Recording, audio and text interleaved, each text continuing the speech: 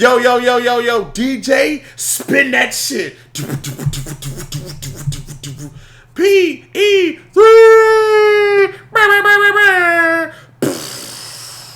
Yo, we are back. Yes, it feels good. It's lovely. Ain't it just about lovely? Public Enemies Podcast, Raw Recap. There it goes. Yeah, there it is. Yeah. We back, baby. Ooh, do I got my MSG. PE3 MSG, man. PE3 MSG RAW. Whatever. Something like Yo, it's Tron and Graham, the public party. And we are here. Our brother CJ is handling business over at Oakland Coliseum. But we'll get to that a little later. Graham, what's up, dog? We back, baby. what's up, Rod MSG. September 9th, 2019. Go home show for a Clash of Champions. Shit. Let's get into it, man. Tonight was the night. Tonight was supposed to be the night filled with lights. Raw, uncut, fast, furious, all that. Madison Square Garden. I've been feeling the energy all day. I've been like, man, Raw's an MSG. I'm feeling good about it. I don't know. I'm feeling good. I don't know how it's going to turn out. Before we get into it, though, I just want to be on record. I want to say that tonight's episode, it wasn't an episode. I was a little upset. Just a little bit. I'm not gonna lie. I wasn't feeling it. I knew They hyped it really well, but then I don't know. We'll get into it. We'll talk about what we think of like the execution and shit. Yeah. But let's talk about it. They had who they have. Graham, you know who they had to start off the show. You know they gotta have this man, the Rattlesnake. Glass breaks, enter Rattlesnake. The glass broke and the place went just fucking. That's how I knew. When I heard the reaction, that's how I knew before Michael Cole, before I even looked in the crowd, I closed my eyes. I said, let me just wait. I heard. I said, oh, shit. I waited for a minute, and I heard the crowd just erupt. I said, yes, it's a sellout. It's a sellout. It wasn't that a non-seat empty. Was it a sellout, or were they just saying? I feel like it was a sellout because I was looking up. You know how the venues look bigger on TV than what they are, right? So I'm trying to look. Yeah, I'm trying to feel. I'm looking on the TV. I'm like, okay, let me see up there, and then you know, when they try to shy away from. I mean, they don't show the hard camera side on purpose anyways because the camera's on that side, right? But you can kind of tell when it's not a sellout, when it's not too many people even on that side, period, like off to the sides of the hard camera. But it was people on that side, it was people on that side. It felt good. The place went crazy. Stone Cold comes out. You know what? He didn't waste no time. He said, he said, give me a beer. He said, give me a beer. Give me another beer. And another beer. Give me another one. And another one. And another one. Okay, he didn't drink that much from the jump. He didn't drink that much. But he had quite a bit. And he started the show, told a couple of MSG stories. And then he jumped right into the contract signing. The reason he is there in the first place.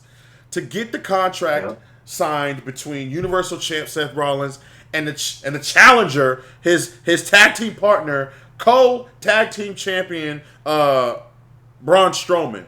Excuse me, I got something in my eye. No, but look, check it out.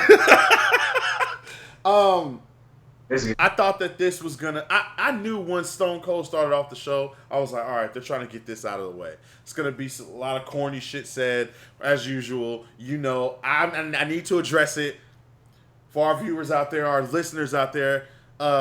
Again, if you're watching us, thank you for coming back to the Public Enemies Raw Recap Show live right here. I know Seth Rollins doesn't really have a good reputation right now. I know that. I know this. Seth Rollins is a little bit on the corny side, like not really entertaining, not really that funny, not really, you know what I mean? Like, it's kind of like, Seth, come on. Like, doing the whole what thing, like, that's Steve's thing, man. And then, you know what? He didn't do the what thing, though. Kind of. I mean, he kind of asked for it. He didn't do the what thing. Steve Austin does the what. Like, he says shit, or somebody says something, and he says what. That's why the crowd does it. Right. Like, he purposefully left those blanks in for people to chant what. Right, but I feel like that's eventually what Stone Cold did to take that what to the next level. He kind of just let the fans say it. So he would say like yeah, you know you heard him at the Raw reunion. Beer, cheeseburger, burger. But here's the thing. In my opinion, they were gonna do it anyway. So why not just go? That's true. But don't you think that Seth could have just been like, shh, because now that he's asking for it, it's kind of like, nigga, get your ass up out of here. We don't even like you like that right now, nigga.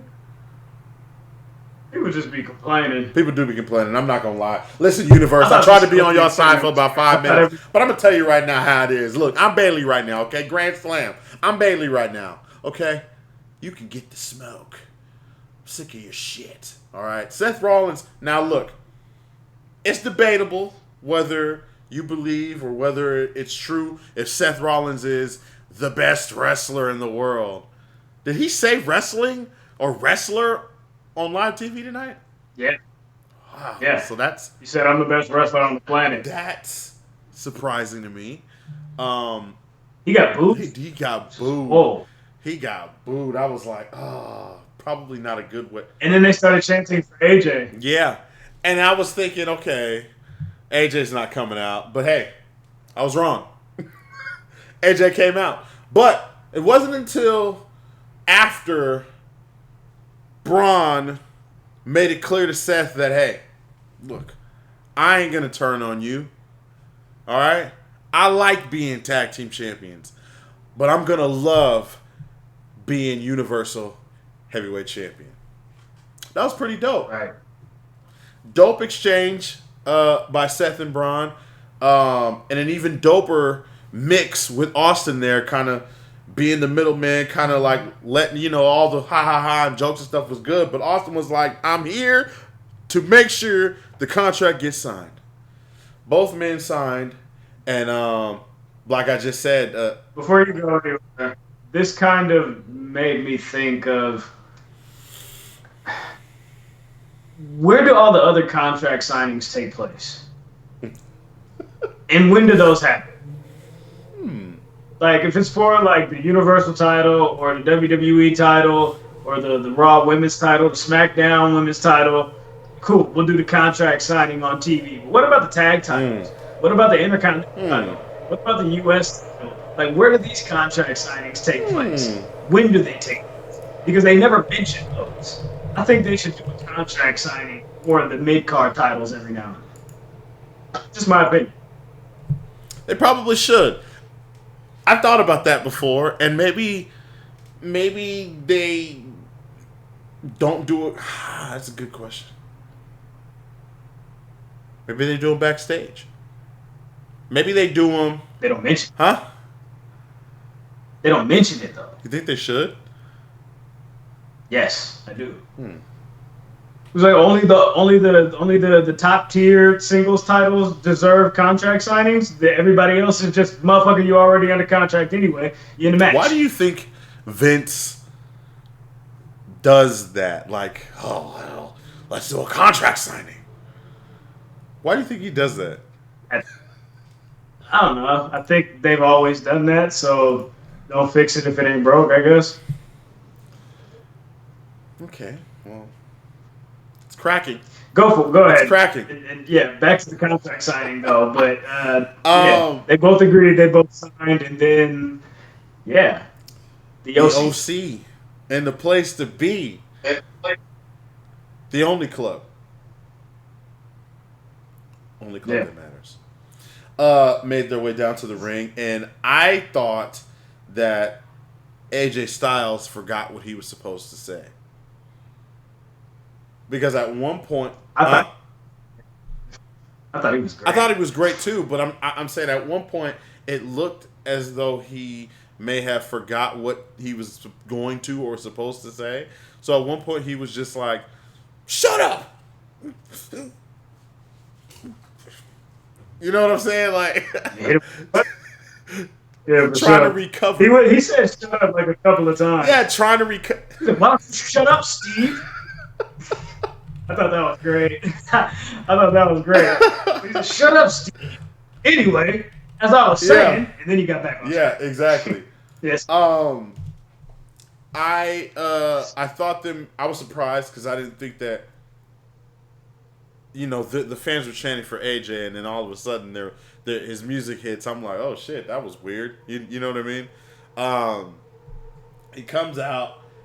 You can see and you can feel Stunner all over this whole situation, right? Oh yeah, for sure. They come out and he's having back and forth exchange with Austin. They get in the ring. Austin moves the table. Next thing you know, they start brawling. The OC clear the ring. Strowman attacks Anderson and Gallows. Styles knocks out Rollins to the outside before turning around.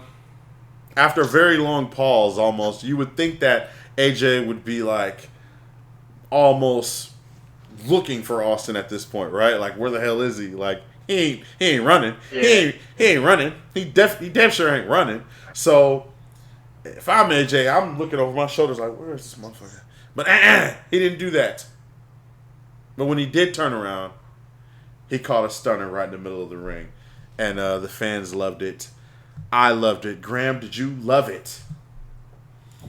Loved it. I absolutely. It was fun. It was 20 minutes long. Maybe a little too long. But that's okay. It is what it is.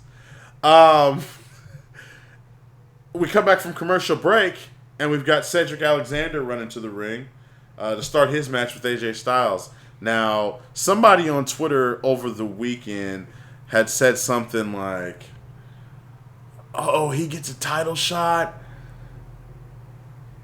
What about me? Or something like that. Somebody had thought that when they announced this match that it was going to be for the United States title, which I was like, why would they do that? And Clash of Champions is literally Sunday. You know what I mean? Sunday. So, whatever, I forget which wrestler it was, but whoever it was, you're wrong. Was not a U.S. title match. In fact, who is he fighting for the U.S. title? He's probably going to fight Cedric. Okay, so it wasn't enough. Okay, so he's probably going to fight Cedric. Man, that would be so great if Cedric won, man, but I know he's not. Who knows? Yeah, who knows? I don't know. The direction in which WWE's going right now with their champions and the unpredictability of who's going to keep what title for how long, and it's kind of fading out, right? Like, I feel like we didn't all expect Kofi to be champ this long. We didn't all expect Rollins and Braun to be tag champs right now. There's a lot of shit going on we didn't expect. We didn't expect Sasha to come back. We didn't expect Bayley to be SmackDown Women's Champ this long. It's kind of weird. It's a lot. So you're right. Anything can happen. Cedric Alexander wins by DQ after being attacked by the other members of the OC. And then he. What's it called? Michael Cole had me dying because he was like, it's AJ Styles' buddies, Gallows and Anderson, the OC. Like, yo, they were just out here like 2 minutes ago. We know who they are. We know who they are. Come on. Yo, yeah, they've been. Now, Cedric hasn't fought AJ for the U.S. title yet, has he? No. I thought so. I was like trying to figure it out. I was like, have they wrestled before? But I was like, probably not. But yeah, so you're probably right about that. We're probably gonna get Cedric Alexander versus AJ Styles at Clash. So we'll see. Sasha Banks and Bayley are gonna fight Charlotte and Becky Lynch in a tag team match. This match was announced earlier. Earlier in the weekend, right? I think this was like Saturday. Yeah. They announced this match.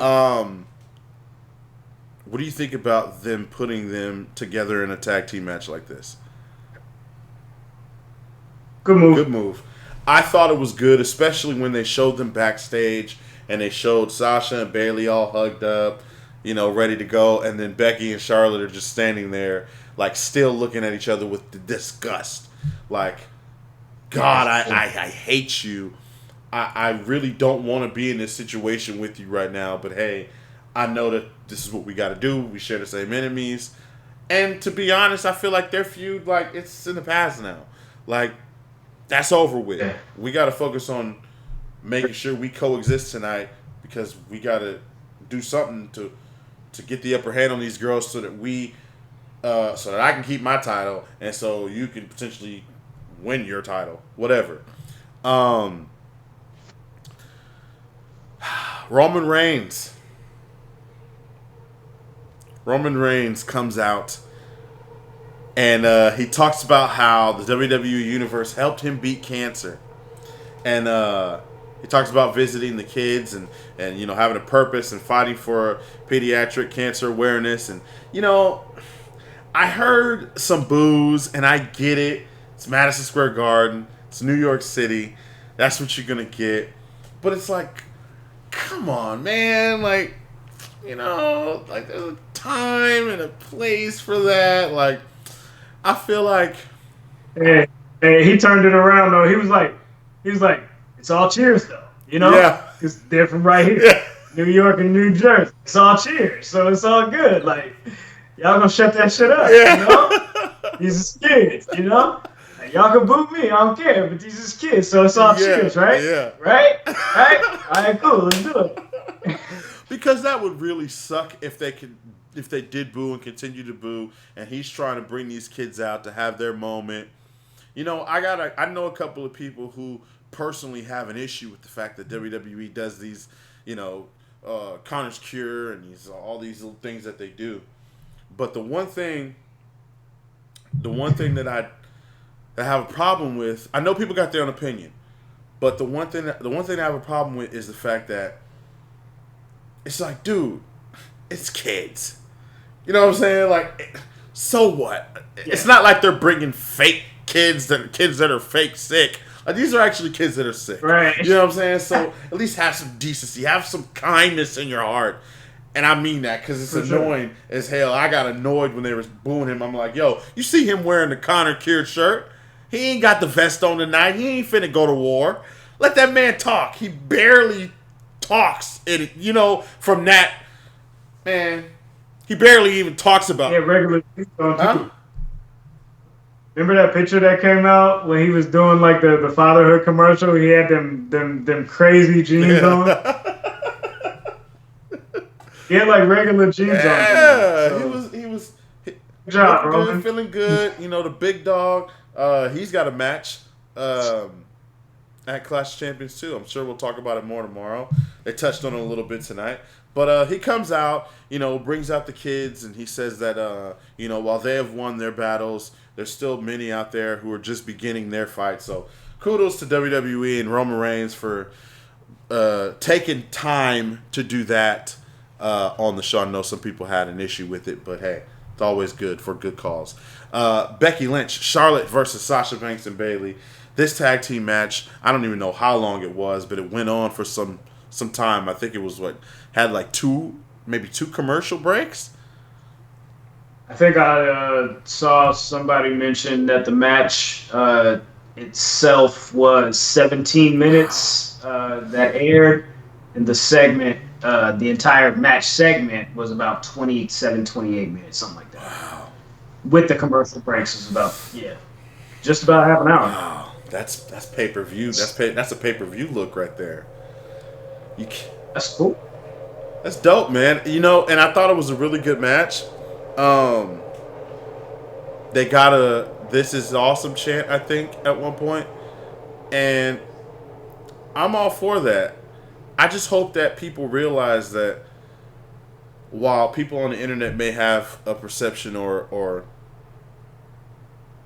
an opinion about what's going on what they're watching, people in the arena are always going to have a different thought or different feeling because they're actually there. They're feeling the energy. They're enjoying the show from a different perspective. They don't have to hear Michael Cole. They don't have to hear Renee Young. They don't have to hear nobody. You know what I mean? So, some people enjoy it. Some people don't. Some people, it is what it is. I think they've been doing a good job with this story, with Becky Lynch, with Sasha. But I think what they're going to have an issue with now is, okay, do you take the title off of Bayley and put it on Charlotte? I think that's what everybody's expecting.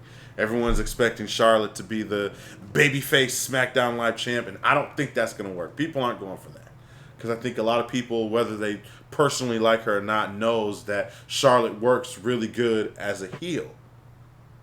She ain't really had much fan success as a babyface in the company. But that remains to be seen. I think that it's too early to give Sasha Banks the title. But we're going to talk more about that later on this week, Wednesday. Make sure you guys tune in. Every Thursday, brand new podcast episode.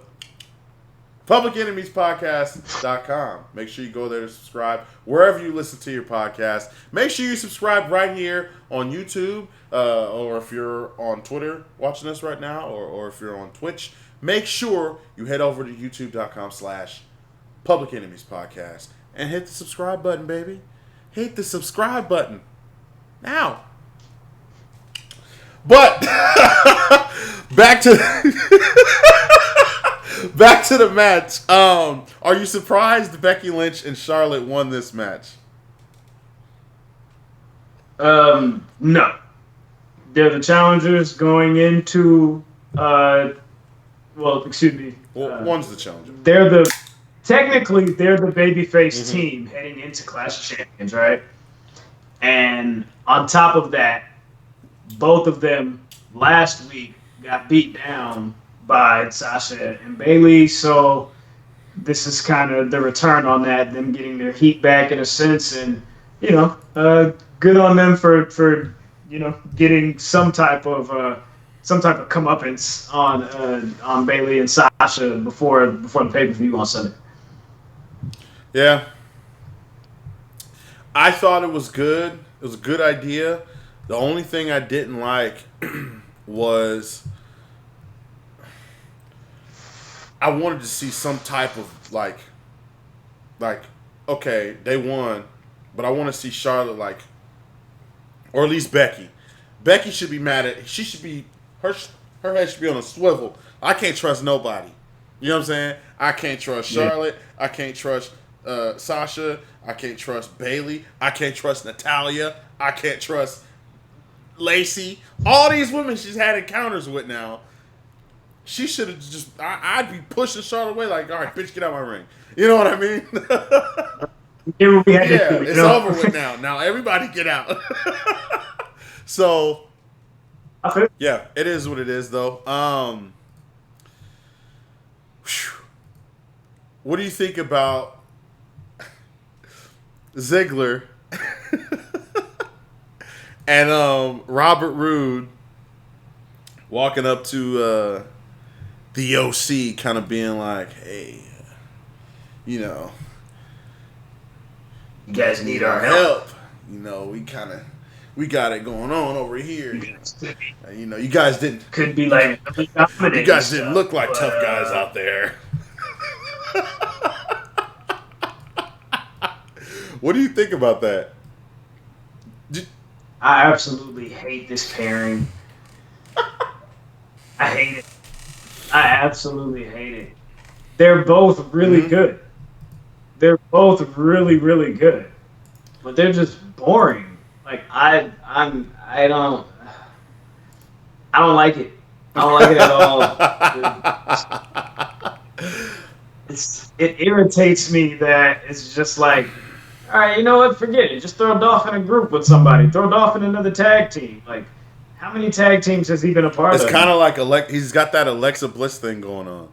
Like she's been in so many pairings, so many tag teams. Mickey James, Nia Jax, and now Nikki Cross. Prior to that, she was with Blake and Murphy.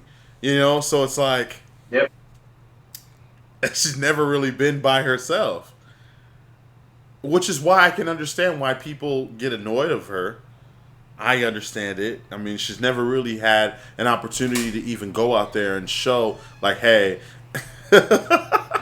um, this is what I can do. You know, opportunity is everything in the WWE, I guess, especially when you have a massive roster like they have now. Rey Mysterio versus Grand Metalik. This was a random ass, hey, we're in Madison Square Garden. Let's try and put on some cool matches, something that people will clap and talk about afterwards. I feel like this was a let's give Grand Metalik a chance. Let's give another masked wrestler a chance to see what we can make out of, you know, It's metallic. Metallic.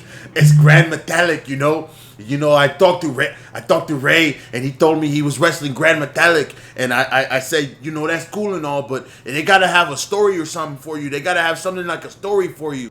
You know what I'm saying? Like, if they're not gonna have a story for you, like, at least you negotiated. We went in there, we negotiated, and you get your money. You get your money, so that way when your contract is up, you got your money and you can get the fuck up out of there.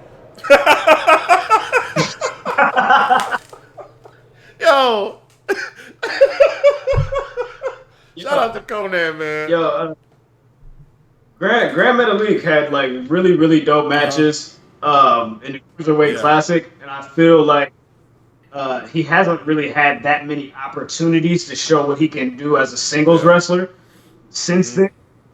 then. Just given the whole Lucha House Party pairing, which is cool. But I feel like if we have more singles matches and more time dedicated to Grand Metalik, he's the king of the ropes for a reason, bro. Like he be like in there and out of there, he be wiggling around He in be that killing ring, it. bro. Like he know where He he be at. killing it. His footwork is this world. It's out of this world. So I feel like if they gave him more opportunities, then the crowd would get more into what he Yeah. does. I feel like it'd take like a matter of weeks for Grand Metalik to win the crowd over. But this was a really dope match. From what I saw, I was like watching the game and this at like the same Right. time. But I was really excited about this match. Like when they announced it, and I was like, "Oh snap! The game is on!" I almost forgot. Like I need to be watching the game too, so I had it on split screen. Yep. Me too. but so I was like, come on, man. Like, but I think that this was a good Yeah. match and a good choice of opponent for them to put Ray in the ring with for his return to the ring, in a sense, after that few weeks of him being kind of off and, kind of looking down on himself and, thinking that he might retire and all of that. Like, this was a good opponent for him to come back to the ring and hold his own and have some type of confidence in Yep. facing. I agree. I like Grand Metalik's mask now too. He cut the little mouth part out. You can kind of see him, his eyes, like you can kind of see him now. That's pretty cool. You know, Yeah. Grand Metalik, His mask is a little too massive for a man. Metalik, Lindsay, and Lindsay, Metallic. like Grand Metalik and Lindsay Dorado.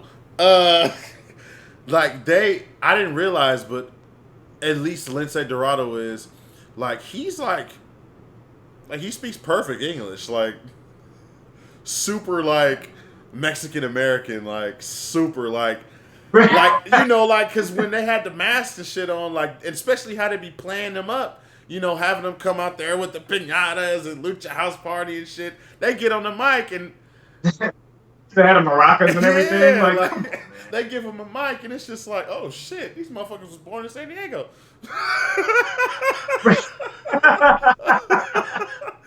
God damn, that's crazy. But yeah, they killed it. Rey Mysterio hits a 619 and a top rope splash. 4 and 1, 2, 3. I think Andrade should have come. Frog splash. Huh? It was a frog splash. I'm sorry. Frog splash.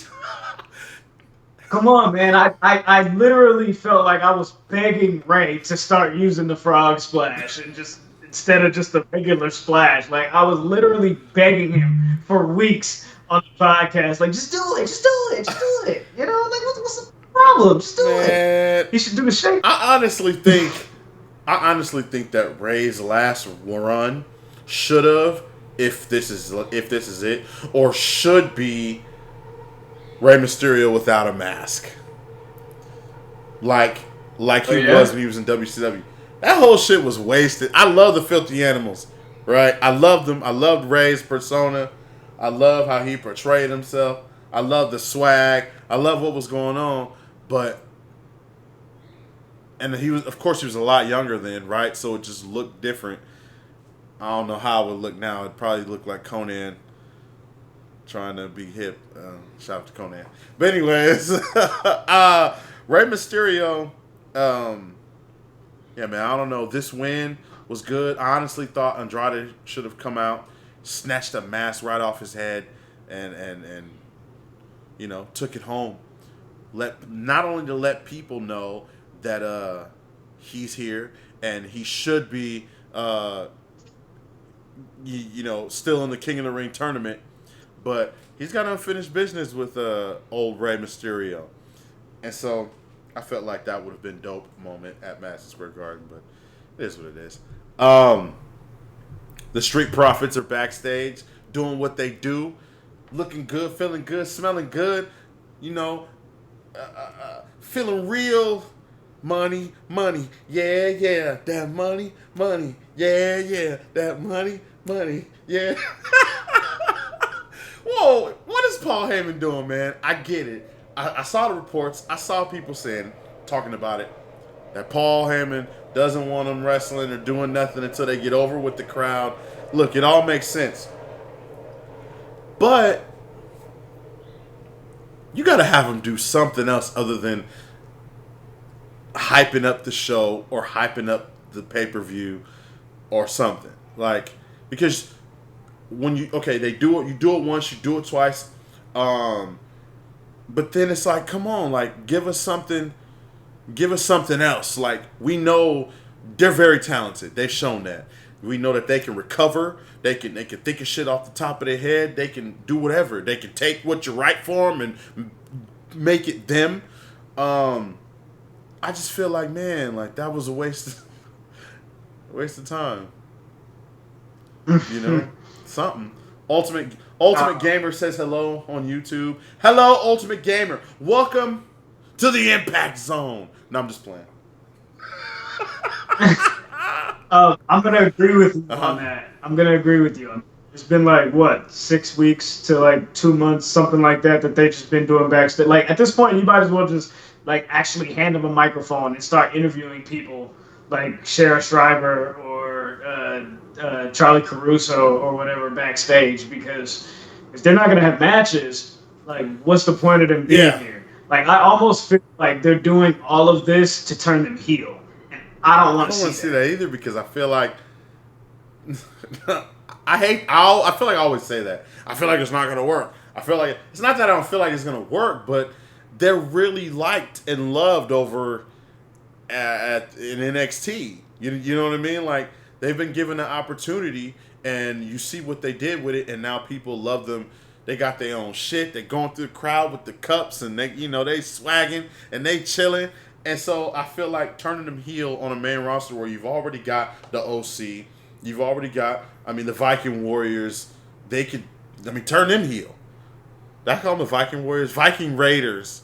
Turn them heel. Yeah, Raiders now. You know what I'm saying? Turn them heel. Do something with them. Ultimate Gamer says, has WWE gone back to merging Raw and SmackDown again?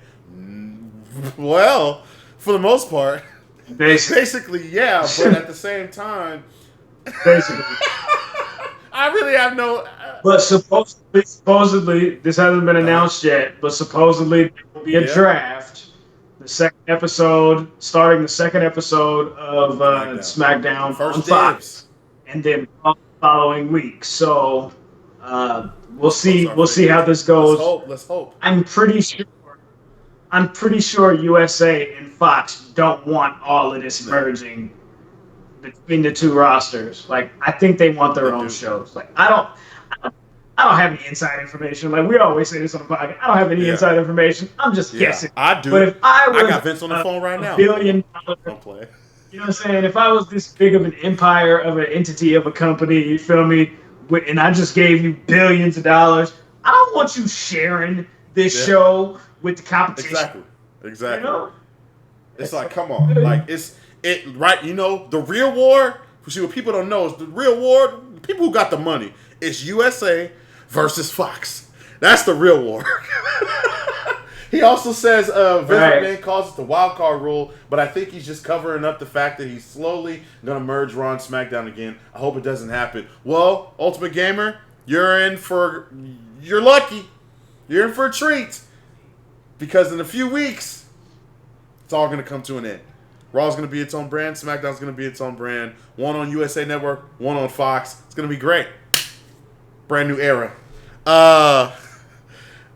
Scott Nichols says hello. Hello, Scott. Welcome to the PE3 machine.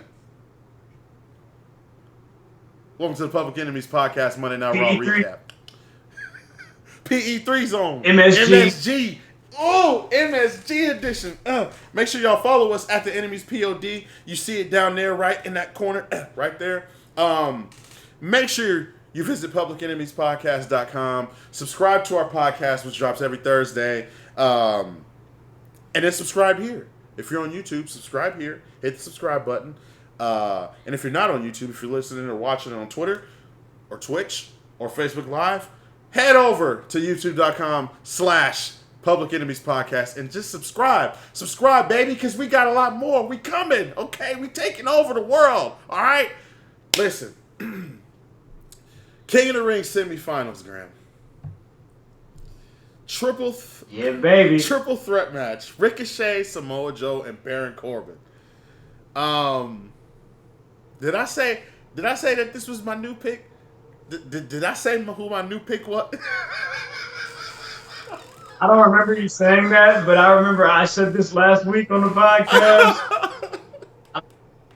Definitely, Baron Corbin is killing it, man. The little power bomb pop up, D6, yo, hey man, give him his flowers now. Give him his flowers now. Matter of fact, give him his flowers. Yo. We gotta applaud this man. We just did an interview with Kathy Kelly after the show, talking about the match, and he was putting his jewelry on as she was interviewing him. Like, yeah, I'm gonna just slide this watch on right quick. You know what I'm saying? Fasten that. Hold on, get out the way. Let me grab my chain. Boop, boop. You know what I'm saying? Throw that on. You know what I'm talking about? Really out here. Swagging. Yeah, you feel me? Buckle Ferragamo belt. You know what I'm talking about? You know what I'm saying? Whatever. Might go put on that. What's his little brand he be? I don't know it. But you know what I mean. You know, swagged out. Just very king-like. King Corbin when he wins, because that's my new pick, ladies and gentlemen. Okay? I did a bracket. Okay, at the beginning, and it's all fucked up. But Corbin walked away tonight victorious, which sends him to the finals. Now, you can kind of tell he was going to win just by the vibe. I mean, I don't know, man. I feel like they've been testing it out, honestly. Joe just don't look right up there with the crown. And it just... Ricochet... I think it's a red herring. Huh? I think it's a red herring. I think anybody that touches that throne is losing. Everybody so far that's touched the throne has lost. except Baron Yeah. Corbin Yeah. so far. But that's because Baron. He just keeps Because Corbin just the crown fit him already. They ain't got to get it resized. It fit him already.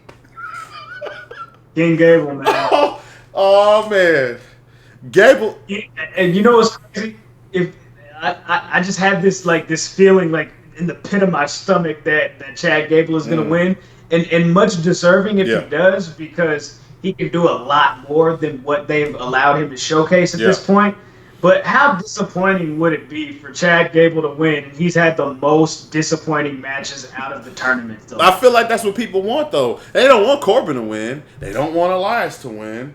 So, who do you want to win? Now, I would love to do a poll. You know what? I'm going to do that. We're going to do that. Again, go to Twitter, follow us at the Enemies POD. We're going to do that. We're going to run a poll. I know it's none of the fan favorites. I mean, you can probably consider Gable the fan favorite at this point out of all the people that are left in the tournament. But if you had to pick one person, who would you pick? I know a higher percentage of the people would pick Gable just because they absolutely hate Corbin. He has go away heat, right? Go away heat. And Elias, he just started being a wrestler 3 weeks ago. Right. He has like actual music and it confuses me every time. Like, yo, there's no way. I know that they said that they're not going to do it no more, but there's no way that when they go to Fox, if he still makes it on Fox, well, he'll be there for the first night. There's no way that we're not getting a concert. I know they said that it's over with, it's done with. But there's no way. He's going to do another concert here pretty soon. And I feel like it's going to happen on Fox. Because I know Fox wants that concert. All right? Ultimate Gamer says, aren't there rumors that Paul Heyman will be the GM of Raw and Eric Bischoff will be GM of SmackDown? No. They are the... What are they? Executive directors of the brand. So Heyman's on Raw. Bischoff's on SmackDown. So yeah, no GMs. They're not doing GMs. So we think. I don't know about that.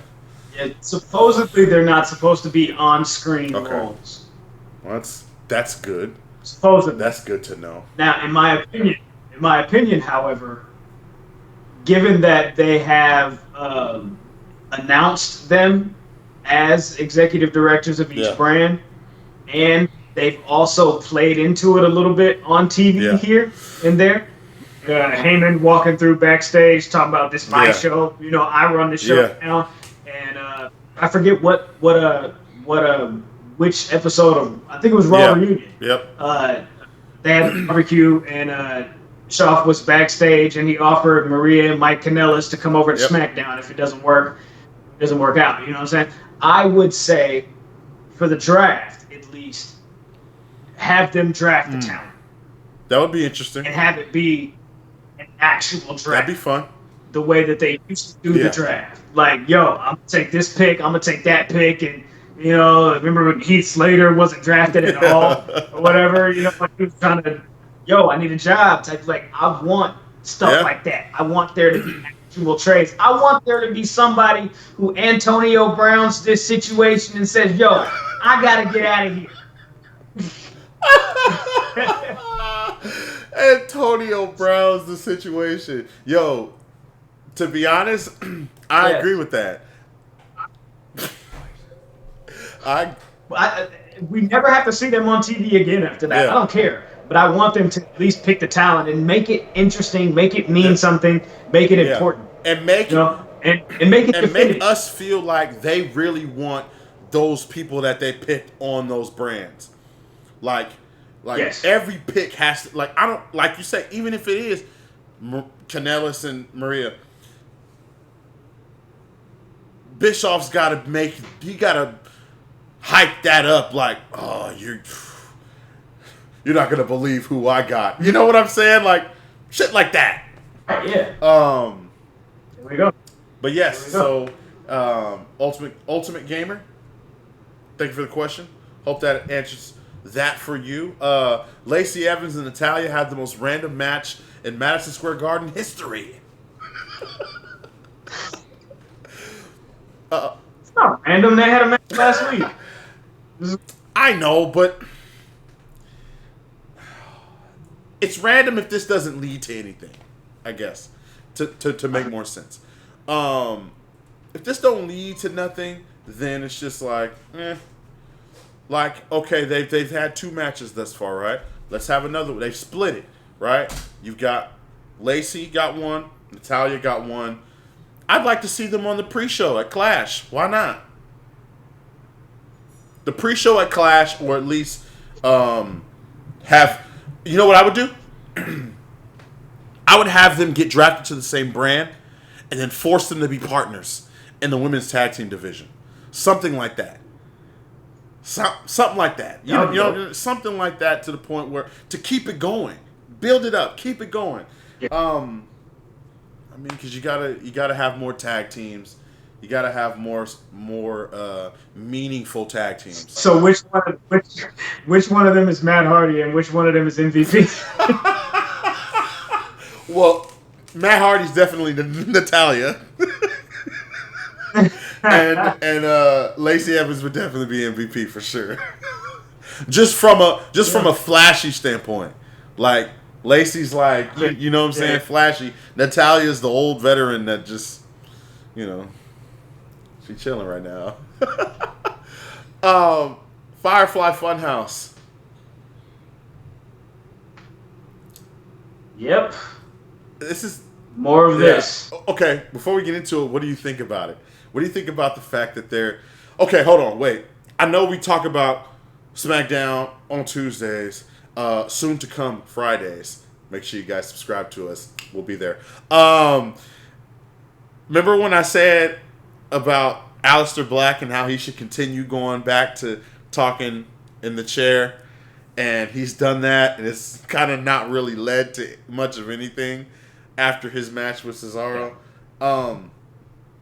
I wish they would do that, but have the same creativity that they have with Bray.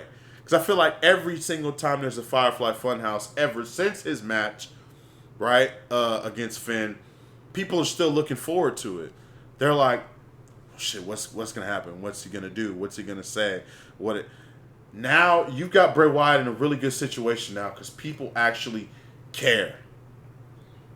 You know what I'm saying? For lack of a better, yeah, for sure. Yeah. So, how do you feel about them still doing the Funhouse shows episodes the way that they do it? Tonight. Like, I would have thought that they would continue going with him just popping up, but they're, okay, we heard from Bray Wyatt and he's going to have an episode tonight. Like, what do you think about how they present it to us still and the fact that they do it at all? I like it. I think that since his match, if I'm not mistaken, they've kind of kicked it up a notch a little bit. Like, as far as promoting and having him, like, pop in and say, hey, new episode of Firefly Funhouse tonight. Don't want to miss it. You know what I mean? Or they'll do, like, a little promotion saying, later on tonight, Firefly Funhouse, instead of just stopping the broadcast and saying, boom, and then having it go. You know what I mean?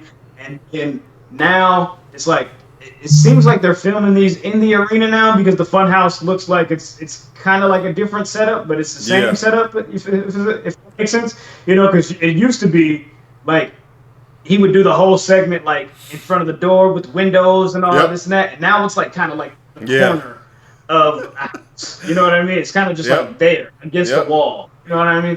And so I like that it's a little bit different.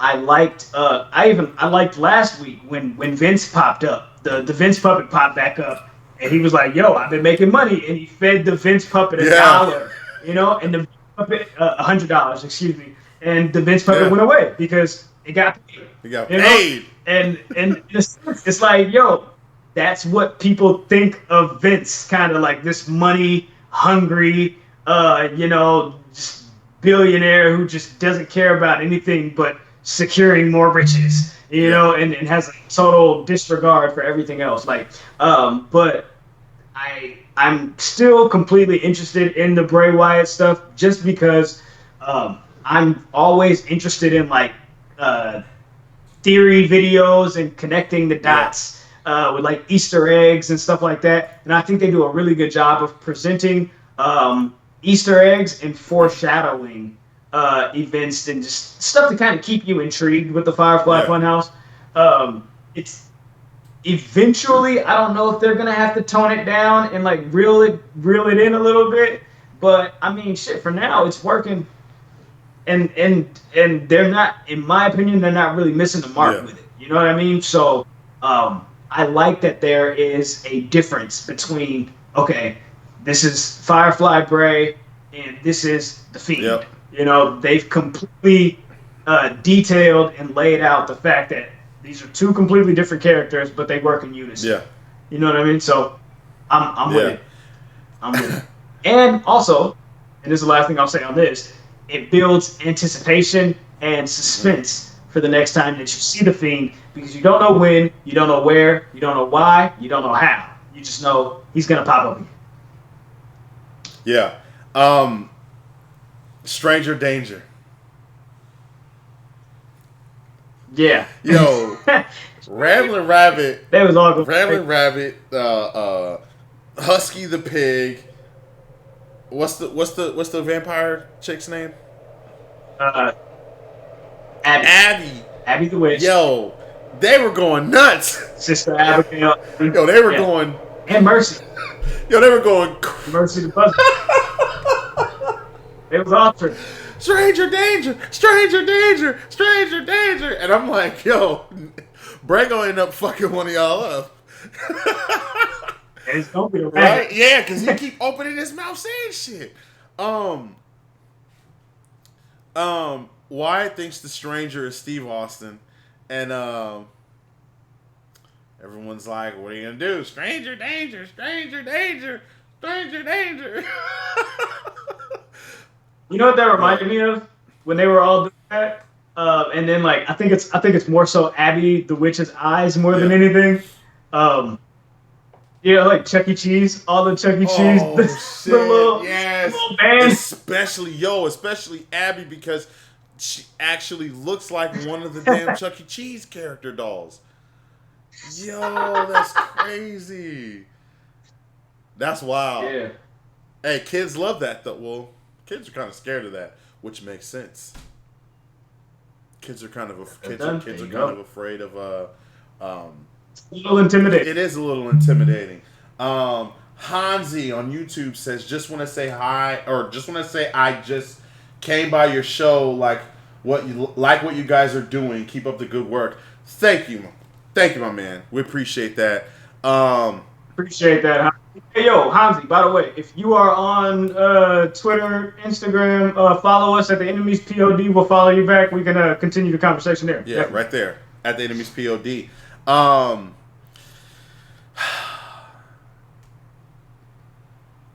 Bray Wyatt bashes a clock. It was, whose clock was it? It was Abby's clock. It was stuck on 316 since Stone Cold came out. And she was highly perturbed about that. She was not feeling that at all. And so he smashes the clock and he says, okay, cool. Everything's all fine now. And the clock went to 11:19. What does that mean exactly? Who knows? Who knows? But I feel like that's an Easter egg. Yeah, everybody was like trying to unpack it on Twitter. Oh, what day is it? Is it Survivor? Is it Survivor Series? No, because 11/19 is actually a Tuesday. So, what could this mean? You never know. And that's why this is so good. You never know. Bray Wyatt says you cannot blame a rattlesnake for doing rattlesnake things. Talks about how Seth and Braun have made new friends. And says the friends forgive, but he said the Fiend never forgets. Yo, when he went nuts, when they were all stranger danger, and he said, it was like, what did he say? He's like, stop it, quiet, and then he just. Yo,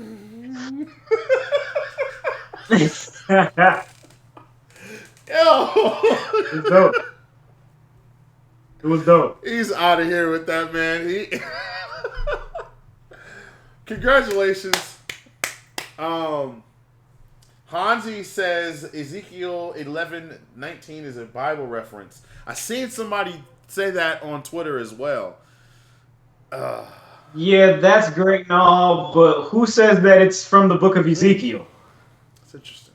The Bible is a really long book. There's plenty of passages that could be, 11:19 that you can go to. That's very true. Who knows? That's very true. Yeah, we'll see what happens. I was expecting a Fiend appearance. That didn't happen, but it's okay. I think a lot of people were expecting that, and I think why they didn't do it. That's exactly why they didn't do it. Because then if you became way too apparent. Because then if you do it, it becomes predictable. Then it's just like the fans are going to start calling it every single time at that point. Ultimate Gamer said, "Is Ronda Rousey on hiatus?" Yes, she is. Who knows when she'll be back? She'll probably be back for the first SmackDown on Fox. She's got a half finger right now. Yeah. And that definitely threw a wrench in some plans, I'm pretty sure, if they were going to bring her back anytime soon. But hey, you can check Ronda Rousey out on Total Divas this season. Exactly. There you go. Main event, though. Seth Rollins, Braun Strowman, Cedric Alexander, and the Viking Raiders against Dolph Ziggler, Robert Roode, and the OC. This match was a bit all over the place. A lot of big bodies in the ring. Michael Cole. Look at the size. Bobby Piper. Look at the size of that. You think Vince fed him that line? Oh yeah, most definitely. Absolutely. Look at the size of these guys. You got Braun Strowman in there. You got the Viking Raiders, and you got Gallows and Anderson. I mean, you got Gallows. Absolutely, he fed him that line. I know Vince was probably on the monitor like, "Oh my God, look at everybody in the ring, so massive, God." Vince for sure was using words like the girth. My God, you can cause a girthquake. This match was fun, but I want to point out one of the most important things about this, probably the most important thing about this match. Cedric Alexander picks up the victory. He gets the pin over. He got the pin, right? AJ, yeah. Right? Hit him with the most dangerous looking lumbar check I've seen. It always looks crazy every time he does it, no matter who he does it on. But he put a little in that. He said, He picked that boy up and bow, dropped him like he. Exactly. He said, AJ sold it well, he sold it beautifully. Alexander, man,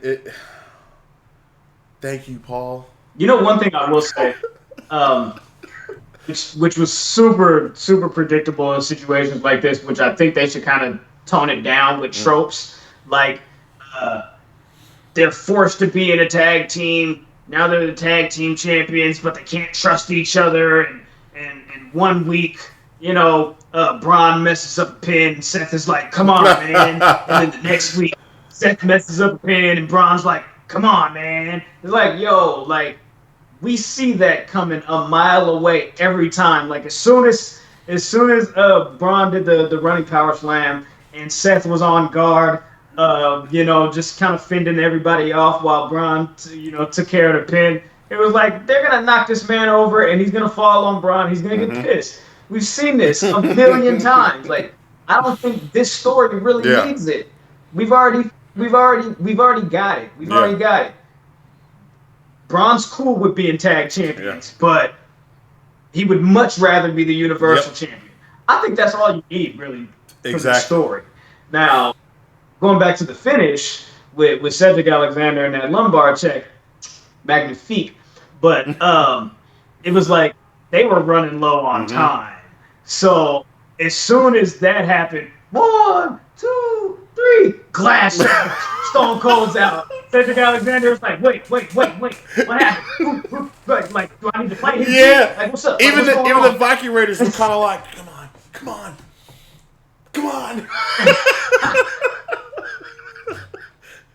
They were running They low thought on Vince time. called an audible on their ass. They was like, what's going to happen? Come on. I just, like, because I was like, man, like, it would have been dope if they would have played Cedric's music, you know, but boom, we got to get the hell up out of here. Stone Cold comes out, and the whole time he was walking to the ring and, like, he started calling for the beers, I'm like, you better give Cedric the beer first. He won the match. He deserves the beer. He's tired. You know what I'm saying? Like, he put in work. You know what I'm saying? Nigga need a drink every now and then. You feel me? Like, hey, toss this man a beer. Toss him a Coke. Take care of the man for what he just did. You know, you feel me? He won the match for his team. To the victor goes the spoils. And the first thing he did was turn around and toss Cedric a beer. And I said, that's what I'm talking about. That's what I'm talking about. Not only... Because earlier in the match, I was like, oh, man, he's like the token. Not only that, in this match. Not only that, but when he handed it to Cedric, Cedric was kind of like... Damn right. For me? That motherfucker was juice. He was like, nigga, am I in the ring? In the garden? With Stone Cold Steve Austin with a beer in my hand? Like, yo, turn up. Yeah. Very happy for Cedric Alexander, man. Thank you, Paul. Thank you, Paul Heyman. Thank you. So that was it. Austin, you know, has a beer, a couple beers, not one beer, 2 beers, 3 beers, 4 beers, 5 beers, 6 beers. With everybody. Yo, it's kind of weird watching some wrestlers smash the beer with Austin and then go. Yeah. It's just like, boy, if you don't let that motherfucker, you know what I'm saying? Just pour it. I think by the time Austin cheered everybody, he was like out of beer. Right. Because he'd be like, bam. Yeah.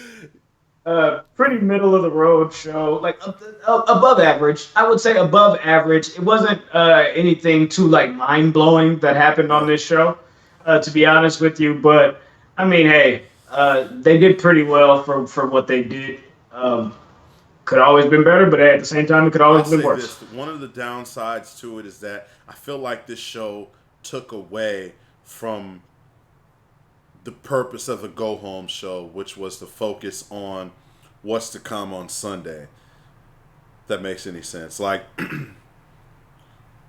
obviously, we're probably going to see, and to answer your question, Hansi, I know you asked, or you said you assume they'll add Cedric and AJ. Me and Graham said the same thing earlier in the show, too, that we think that they're most definitely going to add that match. But, and obviously it speaks for itself. Like, they saw each other twice tonight, you know, and essentially Cedric picked up the victory twice, 1 DQ, 1 by pinfall, which makes me believe that he's obviously not going to win the U.S. title on Sunday. But I think if they'd have told that story more, you know, not just that story, but the Raw tag titles too, like, I don't know. It's just they didn't put much emphasis on that, like I felt like they could have or should have. I don't know. It's Madison Square Garden, though, so what can you do? You know what I mean? I mean, it takes over a life of its own when you're in the Garden. And I want to say something for those who might have said or thought that WWE could sell out the Garden, or it was just, oh, they don't have any. What was they saying, Graham? What, 2 months ago? 2 months ago, they were like, oh, they haven't sold any tickets. Yeah. Listen, at this point, WWE got enough money right now. They can give them motherfuckers away for free if they wanted to. Yeah. They gonna put... I mean, that probably would be the wisest business model. But I'm just saying, they gonna put asses in them seats regardless. Like, they gonna make it happen. So whether they gotta send the 24/7 shabamble around New York City to get people interested in wanting tickets, because I believe Vince would do that. Hey, Truth, Drake, just go out in New York City and have 20 title changes. We'll get people to come tonight. You know what I'm saying? Somebody on Hot 97 got free tickets just for calling up talking to Kofi. So it's like, come on now. You know what I'm saying? But yeah, back at it tomorrow night though. It's day 2, night 2, SmackDown Live. And we will be back here. Make sure you're subscribed. YouTube.com/Public Enemies Podcast. It'll be the 3 of us tomorrow. CJ's team's not playing tomorrow, so it'll be the 3 of us. The Public Enemies. PE3. Back here again. Graham, before we end, did the Raiders win? Are they still going? It's 6-14. Raiders are up, and the fourth quarter just up. Oh shit! It's a late game, man.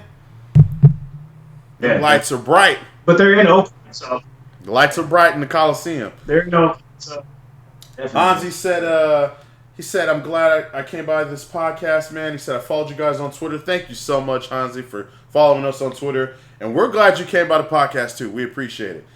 We appreciate you tuning in. Please." Come back.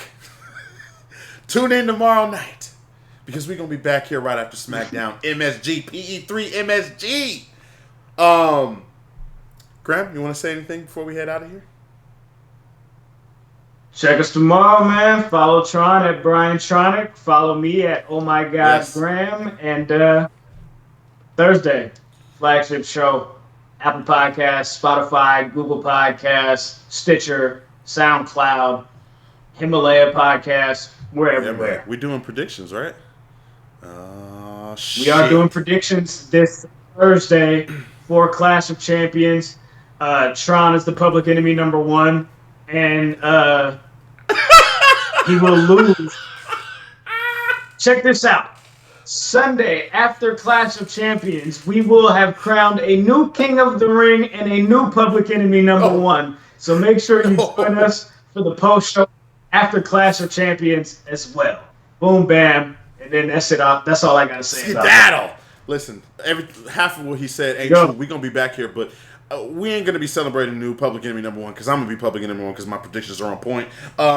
If you want to share your predictions for Clash, hit us up on Twitter. Let us know what your predictions are. Yeah, we'll discuss it. But again, thank you guys for joining us. We'll be back here tomorrow after SmackDown. MSG, PE3, MSG, Graham, TRONIC. We are out. Make sure you follow CJ on Twitter and Instagram at @yeah_dats_me with 2 E's. And Dats, DATS. So yeah, we appreciate you guys. Peace.